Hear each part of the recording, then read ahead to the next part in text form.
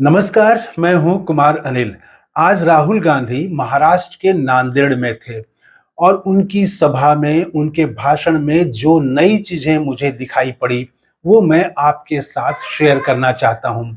महाराष्ट्र में राहुल गांधी थे, नांदेड़ में थे, लेकिन 5 बार उन्होंने गुजरात का नाम लिया और जब-जब उन्होंने गुजरात का नाम लिया, पूरी सभा में सन्नाटा छा गया। जैसे लगता था कि कोई है ही नहीं वहां पर सभा में, जबकि हजारों लोग उपस्थित थे वहां पर। लेकिन एकदम जिसको पिन ड्रॉप साइलेंस कहते हैं, उस तरह की शांति, उस तरह का सन्नाटा छा गया जब जब उन्होंने गुजरात का नाम लिया। तो इसी पर मैं आपसे बात करना चाहता हूं और इसका क्या असर होगा। तो एक चीज तो मैं देख रहा हूं कि पिछले 2 सभाओं से, जब से प्रधानमंत्री नरेंद्र मोदी ने राहुल गांधी जो लाल किताब दिखाते हैं संविधान की, उसको लेके राहुल गांधी पर हमला बोला, कहा कि वो लाल किताब खाली किताब है, उसमें कुछ लिखा हुआ नहीं है। तो ऐसा करके जब तंज कसा मजाक उड़ाया राहुल गांधी के संविधान दिखाने को, उसके बाद से राहुल गांधी का भाषण और ज्यादा आक्रामक हो गया है। वो और ज्यादा लाल किताब दिखा रहे हैं। अब आप देख लीजिए कि वो पहले तो शुरुआत में ही जब संविधान का महत्व बताते थे, तभी वो सिर्फ लाल किताब दिखाते थे। अब तो वो हर बात को लाल किताब से जोड़ते हैं, संविधान से जोड़ते हैं और बार-बार दिखाते हैं। पहले अगर अपने 15 मिनट के भाषण में वो 3 मिनट संविधान दिखाते थे, तो अब 15 मिनट के भाषण में वो 11 मिनट, 10 मिनट वो लाल किताब दिखा रहे हैं। और आज तो उन्होंने लाल किताब खोल के भी दिखा दी और कहा कि देख लीजिए, ये किताब, वो कहते हैं कि सादा है किताब, ये सादी किताब है, तो देख लीजिए। और उसमें छपी हुई है बातें हैं, वो दिखाई पड़ रही हैं। उसके बाद उन्होंने कहा कि प्रधानमंत्री मोदी कहते हैं कि मैं संविधान की किताब दिखा रहा हूं, ये सादा है, इसमें कुछ लिखा हुआ नहीं है। दरअसल उन्होंने, प्रधानमंत्री ने संविधान को पढ़ा ही नहीं है। अगर उन्होंने संविधान को पढ़ा होता तो जो वो काम कर रहे हैं वो काम नहीं करते।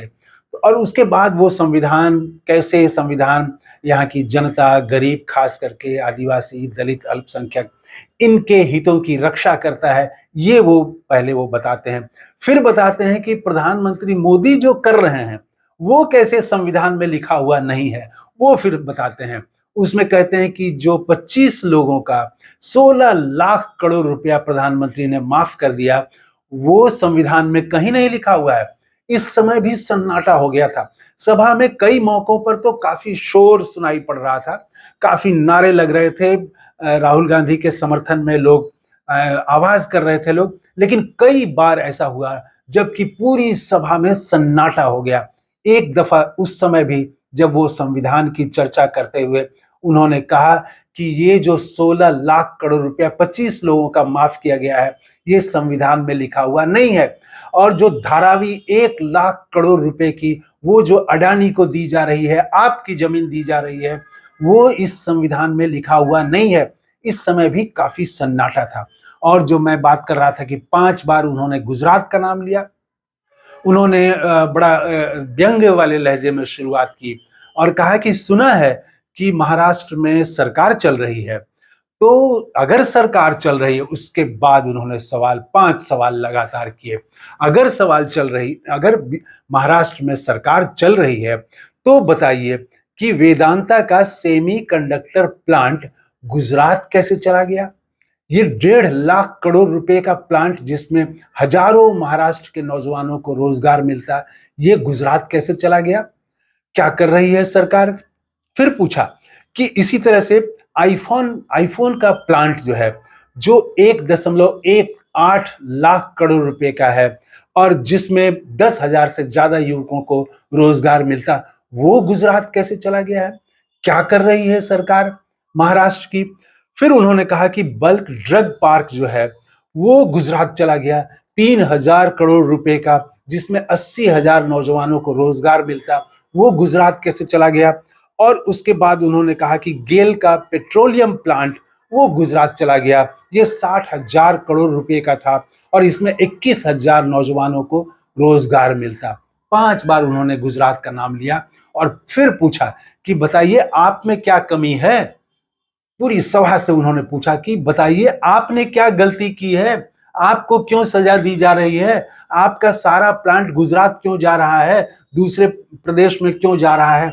अब तो समझिए, वो वीडियो आप भी देखिए, पूरा एकदम से सन्नाटा छा जाता है पूरी सभा में, एकदम से लोग एकदम शांत चुप हो जाते हैं लोग। तो ये उन्होंने 5 बार लिया। फिर एक बार और सन्नाटा होता है जब वो धारावी का जिक्र करते हैं, और फिर वो कहते हैं कि ये सुना है सरकार, और 5 बार ये उदाहरण देने के बाद कहते हैं कि ये सरकार आपकी नहीं है, ये सरकार महाराष्ट्र के किसानों की नहीं है, ये सरकार महाराष्ट्र के बेरोजगारों की नहीं है, ये सरकार अडानी की है। ये एकदम खुल के राहुल गांधी कहते हैं कि ये सरकार अडानी की है। और नहीं तो बताइए कि वो जो मीटिंग हुई जिसमें कि सरकार को खरीदने, एमएलए को खरीदने की बातें हुई, उस मीटिंग में अडानी क्या कर रहे थे। अडानी 1 लाख करोड़ रुपए का वही धारावी की जमीन पर उनकी नजर थी, और इसीलिए उन्होंने आपकी सरकार को, आपने जो सरकार चुनी थी उस सरकार को खरीद लिया। तो ये महाराष्ट्र की सरकार नहीं है, अडानी की सरकार है। ये वो काफी जोर देके राहुल गांधी बोल रहे हैं, और जब वो बोल रहे हैं तो फिर से पूरी सभा में सन्नाटा छा जाता है। अब अगर इंडिया गठबंधन के बाकी सभी दल और कार्यकर्ता इस मैसेज को, राहुल गांधी के मैसेज को, शुरुआत में ही राहुल गांधी ने कहा कि आप जो है हमारे मैसेज को जनता तक ले जाते हैं, तो अगर जनता तक ये मैसेज गया कि ये सरकार महाराष्ट्र की सरकार नहीं है, और ये सरकार क्यों खरीदी गई, कैसे खरीदी गई, क्यों सारा प्लांट जो है वो एक दूसरे प्रदेश में जा रहा है, ये जो घेरा है राहुल गांधी ने आज, ये भारतीय जनता पार्टी के लिए बहुत मुश्किल साबित हो सकता है, बशर्ते कि इसको जनता के बीच, नीचे तक, आम लोगों तक कार्यकर्ता लोकप्रिय भाषा में, उनकी भाषा में, स्थानीय भाषा में और उस तरह से समझा पाएं, बता पाएं। तो इस वीडियो में इतना ही। कैसा लगा मेरा जो आकलन है, कमेंट करके जरूर बताइएगा। थैंक यू, धन्यवाद, जय हिंद।